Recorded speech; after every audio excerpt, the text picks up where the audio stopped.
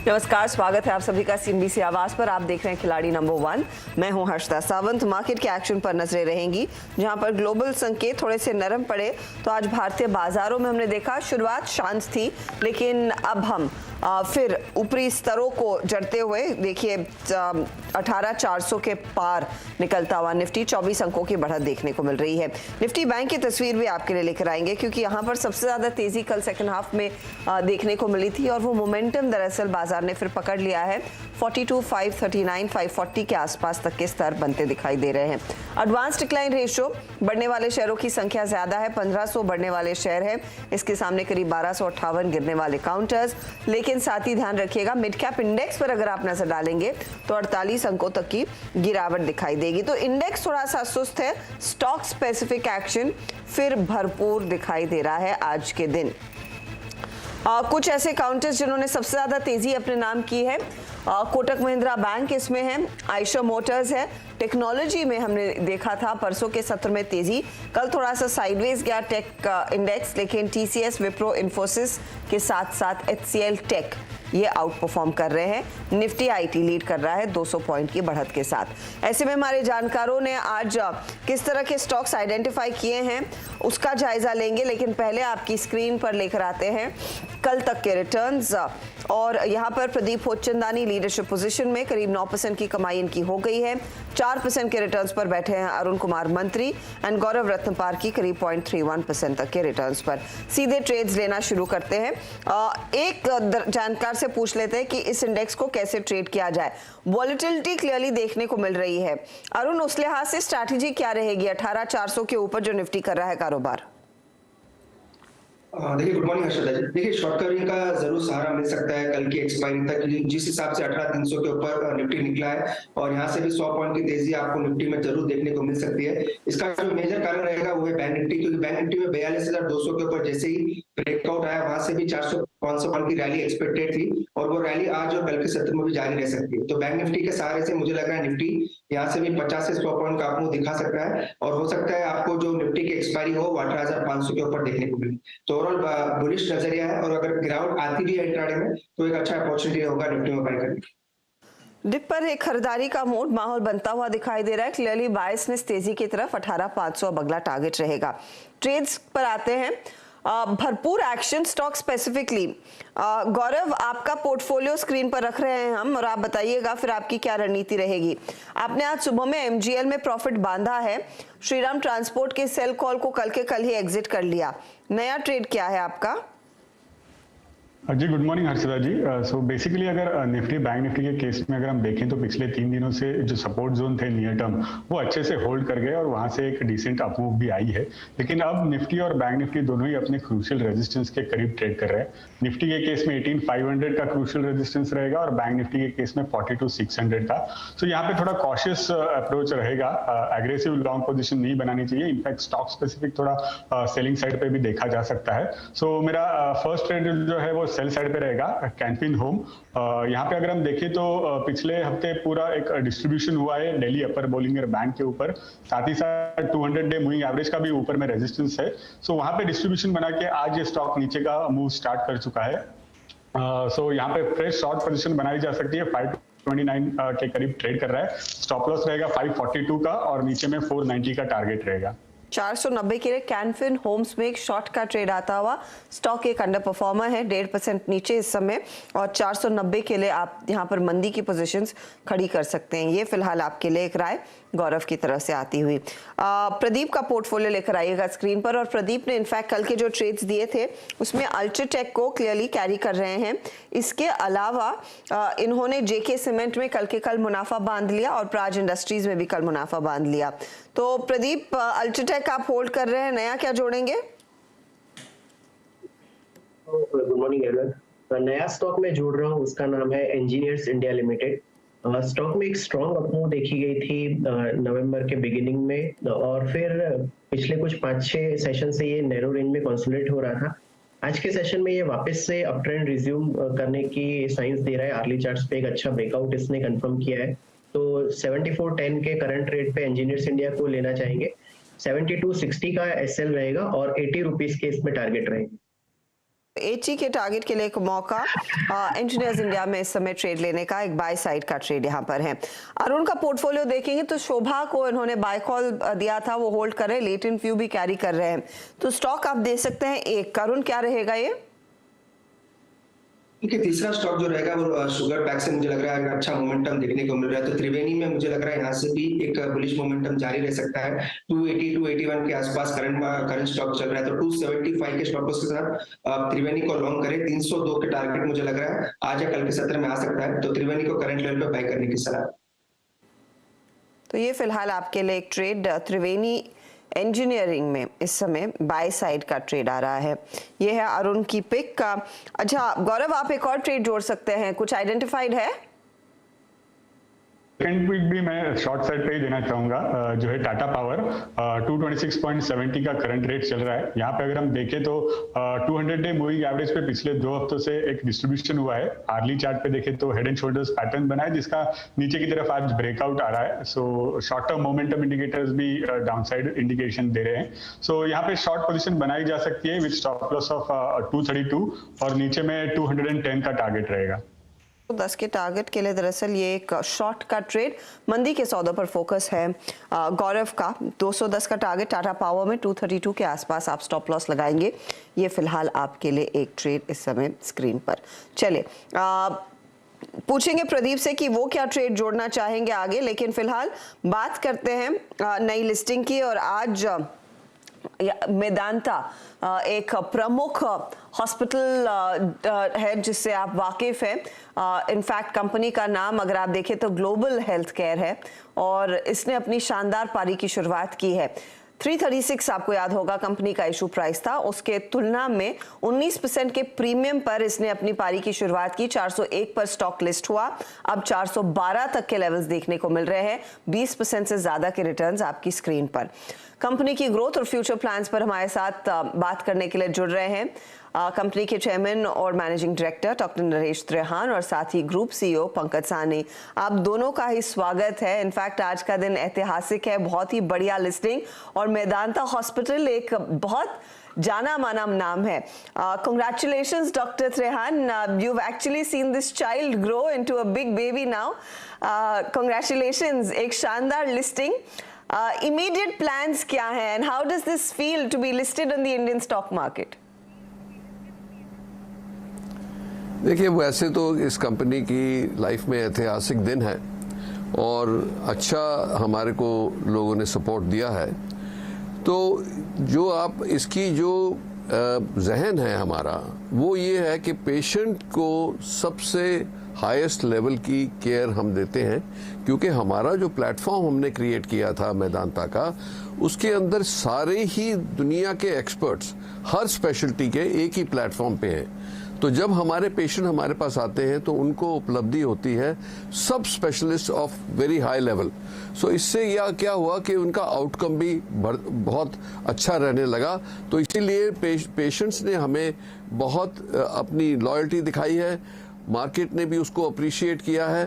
तो इसीलिए हमारा लक्ष्य जो है वो यही है कि हम अपनी कोर वैल्यू, उस कोर वैल्यू ये है कि सबसे हाईएस्ट हेल्थ केयर दें, उसको जितना अफोर्डेबल बना सके वो बना सके, क्योंकि जितने ज़्यादा लोगों की सेवा हो सकती है वो हमारा लक्ष्य रहेगा हर समय। और ये भी है कि इंटेग्रिटी जो है हमारी कंपनी की वो हर टाइम अब भी है और आने वाले समय में भी रहेगी। तो हमें ये विश्वास है कि ये सब चीज़ें देखते हुए पेशेंट्स हमारे को फिर भी सब आएंगे और हम उनकी सेवा का मौका मिलेगा हमें। और ये जो है जैसे लिस्टिंग वगैरह हुई है वो मार्केट में भी उसका जो ट्रांसलेशन है वो होता रहेगा जैसे हमारी फैसिलिटीज बढ़ती जा रही हैं। डॉक्टर त्रेहान, इनफैक्ट मुझे याद है जब आपने ऑफ कोर्स ये हॉस्पिटल शुरू किया था तो लोग आपसे ही इलाज कराने के लिए मेदांता आते थे एंड वहां से एक बहुत बढ़िया जर्नी आप लोगों ने फुलफिल की है। जो शुरुआत हुई एक कार्डियक स्पेशलिटी से और अब आप एक मल्टी स्पेशलिटी हॉस्पिटल हैं, तो इस चेन को और बढ़ाने के लिए क्या तैयारी रहेगी? इस समय आपके तकरीबन 5 अस्पताल है, कितने और फुटप्रिंट्स हम मेदांता के आते देखेंगे? क्या आपका फिलहाल इरादा है? तो ये आप देखेंगे कि 5 तो ऑलरेडी एस्टैब्लिश हो गए हैं और छठा जो है वो नोएडा में है, जो अब ऑलरेडी अंडर कंस्ट्रक्शन है और हमें उम्मीद है कि आने वाले 24 महीने में वो भी फंक्शनल हो जाएगा। दूसरा ये है कि ये जर्नी तो चलती जाएगी, क्योंकि हमारा, जैसे मैंने बोला, लक्ष्य यही है कि सबसे ऊंची हेल्थ केयर जो अभी तक उपलब्ध नहीं थी मेदांता के आने से पहले, क्योंकि हमने जैसे अमेरिका वगैरह में हैं, जैसे मेयो क्लिनिक है, क्लीवलैंड क्लिनिक है या हार्वर्ड है, उस तरीके का मेदांता बनाया गया और इसको हमने लखनऊ में भी ट्रांसपोर्ट किया जहां 20 करोड़ लोग हैं, पटना में भी किया जहां 13 करोड़ लोग हैं, हमने झारखंड और इंदौर में भी, मध्य प्रदेश में भी किया। तो आइडिया ये है कि जहां जहां ये ऐसी केयर की ज़रूरत है हम वहां वहां इसको बनाते जाएंगे। और जैसे हमारा उत्साह बढ़ रहा है, क्योंकि हमारे पास बहुत सारे डॉक्टर्स जो हैं हमारे साथ जुड़े थे 12 साल पहले, वो अभी तक हमारी उनकी टीम्स काफ़ी बढ़ गई हैं, तो इसीलिए हमारे लिए ये आसान है कि हम नई फैसिलिटीज़ खोलें और उसका जो स्टैंडर्ड है वह वैसा का वैसा ही हो जो गुरुग्राम में है। तो ये हमारी ये चीज़ है कि स्टैंडर्ड भी ठीक होना चाहिए और सारी स्पेशलिटीज़ भी होनी चाहिए और उसकी प्राइसिंग भी जितनी अफोर्डेबल कर सकते हैं उतनी करें। और इस मॉडल में हमें बहुत सारी सक्सेस मिली है। जब आप देखेंगे कि जैसे हमारे फाइनेंशियल रिजल्ट्स भी अच्छे हैं और मेडिकल रिजल्ट्स भी बहुत बढ़िया हैं, तो इसीलिए लोगों ने ये रिवॉर्ड दिया है और मैं उसके लिए आभारी हूँ। मिस्टर सानी, मैं आपको इस चर्चा में जोड़ूंगी। अब आप स्पेशलिटी क्लिनिक्स भी एस्टैब्लिश करना चाहते हैं। नोएडा में ऑफ कोर्स वो इन्वेस्टमेंट हो गया है, लेकिन किस तरह की इन्वेस्टमेंट पाइपलाइन आपने तैयार की हुई है? एंड नॉर्मली इस समय अगर आप एक अंदाजा दे सकें कि इंटरनेशनल क्लाइंट्स जो भारत में आते हैं उनसे कितना पिकअप देखने को मिल रहा है रेवेन्यू में, रफ नंबर्स क्या इंडिकेट कर रहे हैं? जी, जैसे कि डॉक्टर साहब ने आपको बताया था कि आज की तारीख में हमारे पास 5 हॉस्पिटल हैं, जो कि है गुड़गांव, लखनऊ, पटना, इंदौर और रांची में जो स्थापित हैं, जो चल रहे हैं, जहां पे हम पेशेंट्स के इलाज कर रहे हैं। और जो हमारा छठा हॉस्पिटल जो नोएडा में वो भी बन रहा है। साथ साथ जैसे कि आपने बताया, हमने भी क्लिनिक्स खोले हुए हैं। इन क्लिनिक्स का ये सबसे महत्वपूर्ण ये कारण है कि जो हमारे जो पेशेंट्स हैं, जो हम हॉस्पिटल से शायद ज़्यादा पास में नहीं रहते, उनकी भी सेवा हो। हमारे डॉक्टर उन क्लिनिक्स में बैठते हैं, वहाँ पे पेशेंट्स आ सकते हैं। तो हम चाहते हैं कि ना ही पेशेंट हॉस्पिटल के पास आए, बट हॉस्पिटल और डॉक्टर भी पेशेंट के घर के पास जाए। तो इसी कारण हमने ये क्लिनिक्स खोले थे, इसी कारण हमने ये होम केयर सर्विसेज और जो डायग्नोस्टिक सर्विसेज घर के पास, पेशेंट के पास ले जाने के लिए खोले थे। लेकिन हम ये ज़रूर रखते हैं ध्यान में कि जो पेशेंट और डॉक्टर की जो जोड़ी है वो हमेशा के लिए बनी रहे, वो कभी टूटे ना। तो इस मुद्दा को लेके हम आगे बढ़ रहे हैं और जितनी ज़्यादा पेशेंट्स की सेवा हो सकती है उतनी ज़्यादा हम करने की कोशिश करेंगे। जहाँ तक कि विदेशी या इंटरनेशनल पेशेंट्स की बात करते हैं, तो कोविड से पहले करीब 10 से 15 या 10 से 12% के आसपास की जो हमारी रेवेन्यू है वो इंटरनेशनल पेशेंट से आती थी। कोविड के कारण काफ़ी फ्लाइट्स रुक गए थे, इंटरनेशनल पेशेंट्स के आने की तकलीफ हुई थी, वीज़ाज नहीं मिल रहे थे, कोविड के चक्कर में ये सारी कठिनाइयाँ हुई थी। लेकिन जैसे जैसे हम देख रहे हैं, जैसे कोविड भी कम हो रहा है, वीज़ाज भी मिलने लग गए, पेशेंट्स भी बढ़ने लग गए। आज अगर आप फाइनेंशियल ईयर 22 या जो हमारे फर्स्ट क्वार्टर फाइनेंशियल ईयर 23 के रिजल्ट्स हैं, तो उसमें से जो हमारी इंटरनेशनल बिजनेस है वो करीब 6 से 7% तक आ चुकी है और हमें आशा है कि ये आगे और भी बढ़ेगी। और ये नहीं कि सिर्फ वो कोविड से पहले के टाइम तक 10-12% तक पहुंचेगी, लेकिन जो प्राइम मिनिस्टर जी, जो सरकार ने जो ये उठाया है कि मेक इन इंडिया और हील इन इंडिया और हील बाय इंडिया, ये जो दो आगे जो स्कीम्स निकाले हैं सरकार ने, इससे विदेश में भी लोगों को पता चलेगा कि किस उच्चतम तरीके का जो इलाज हिंदुस्तान में होता है, जिसके लिए मेदांता सबसे आगे कदम रखेगा। और हम ये आशा करते हैं कि आगे भी हम इंटरनेशनल पेशेंट्स की सेवा करते जाएंगे। मैं आप दोनों से इजाजत लूंगी, लेकिन जल्द ही आगे आपकी जब नंबर्स हम रेगुलरली कवर करना शुरू करेंगे, आपसे रेगुलरली बातचीत भी होगी। कांग्रेचुलेशंस, आपके लिए एक बहुत बड़ा दिन है। All the very best. Thank you. Thank you. Thank you. तो डॉक्टर त्रेहान और पंकज सानी हमारे साथ थे। ऑफ कोर्स विजन है कि घर घर शानदार मेडिकल सेवाएं पहुंचाना और मेदांता का फुटप्रिंट भी बढ़ता हुआ दिखाई देगा। 23% ऊपर वो स्टॉक इस समय। लेंगे एक ब्रेक, आगे एक चेक लेंगे कि प्रदीप अपने पोर्टफोलियो को और मजबूत करने के लिए कोई ट्रेड जोड़ रहे हैं या नहीं, और साथ ही रिकैप भी लेकर आएंगे खिलाड़ी नंबर 1 का।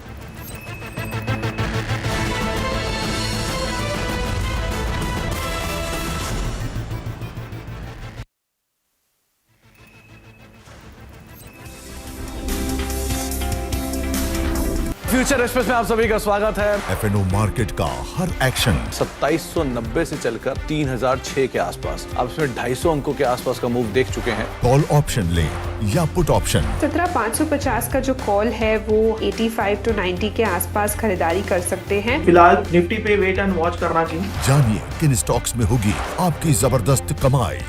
3300 के नीचे अर्ली क्लोज अगर आए तो आप शॉर्ट करके यहाँ पर जा सकते हैं। देखिए फ्यूचर एक्सप्रेस। बाजार शुरू होने से पहले कीजिए मुनाफे की तैयारी। जहां से कॉल राइटर्स बाहर निकल रहा है वहां पे बाय कर दीजिए और जहां पे पुट राइटर कन्विक्शन है वहां पे डिप पे बाय कीजिएगा। जानिए सेंसेक्स और निफ्टी की कैसी होगी चाल। बहुत बढ़िया मूव्स एंजॉय कर रहा है ये स्टॉक। ब्लैक पैटर्न का ब्रेकआउट, बाय 1210 तक की तैयारी। तो कौन से स्टॉक्स आपको बनाएंगे मालामाल? 590 के ऊपर खरीदेंगे, 580 के स्टॉप लॉस है, 620 के टारगेट के लिए। देखिए मुनाफे की तैयारी।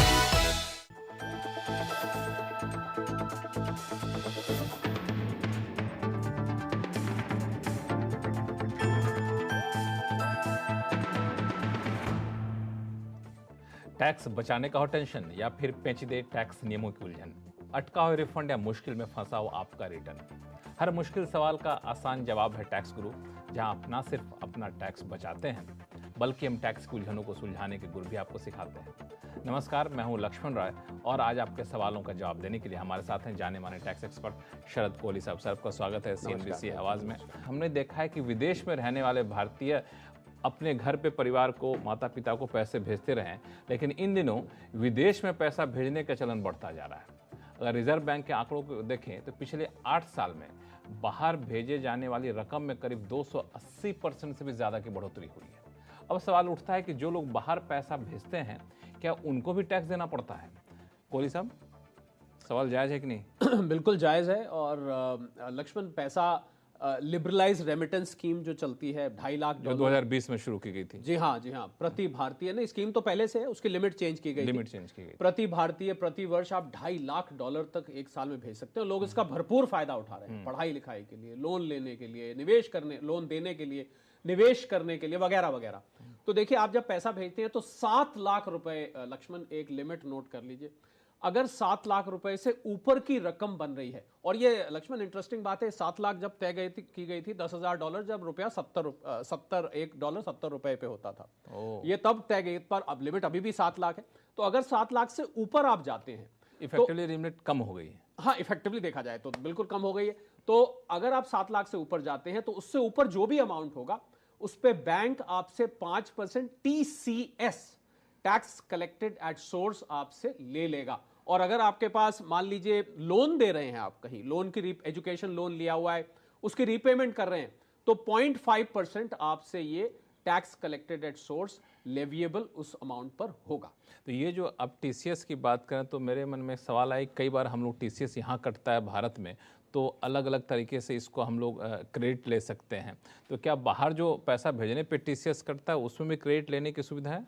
जी हाँ, बिल्कुल। ये जो TCS है ये बैंक आपसे कलेक्ट करा के आप ही के पैन नंबर में, आप ही के अकाउंट में जमा कराएगा, और बाकायदा आप इसका 26A में, जैसे आप TDS का क्रेडिट लेते हैं वैसे ही आप TCS का क्रेडिट लेंगे। मतलब यह है कि पेमेंट कहीं जा नहीं रही है, कोई टैक्स आप पे नहीं कर रहे, एक सिर्फ मॉनिटरिंग के लिए आपसे। बिल्कुल आपने बिल्कुल नब्ज पे हाथ रख दिया। बिल्कुल उसको ट्रैक रखने के लिए ये आपके अकाउंट में जमा होगा। बाद में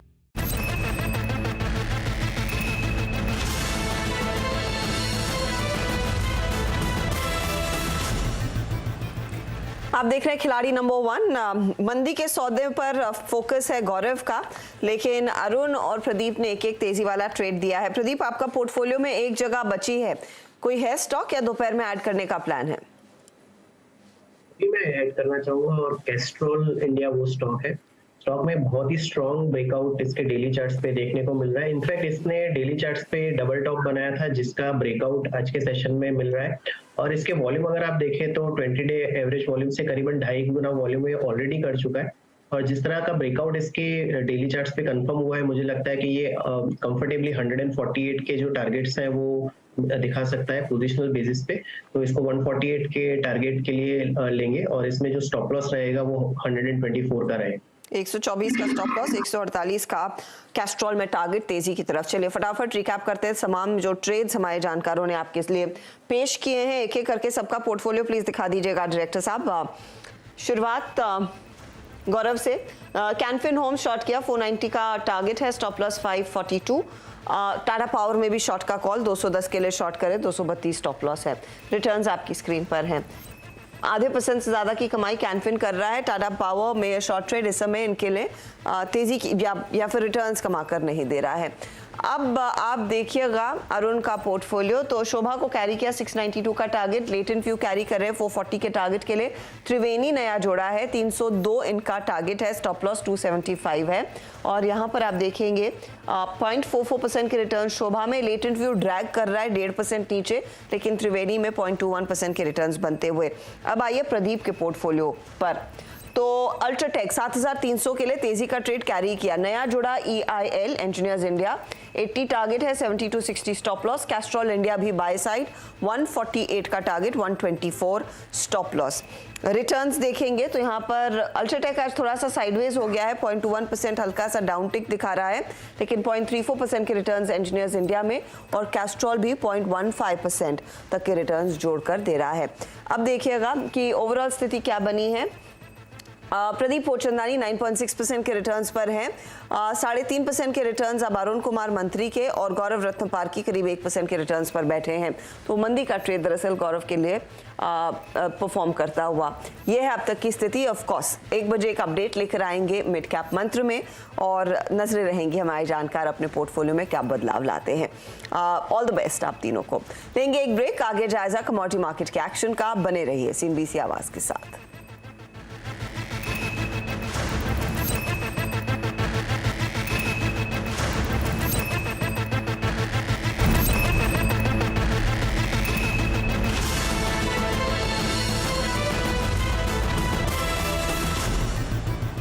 Steel presents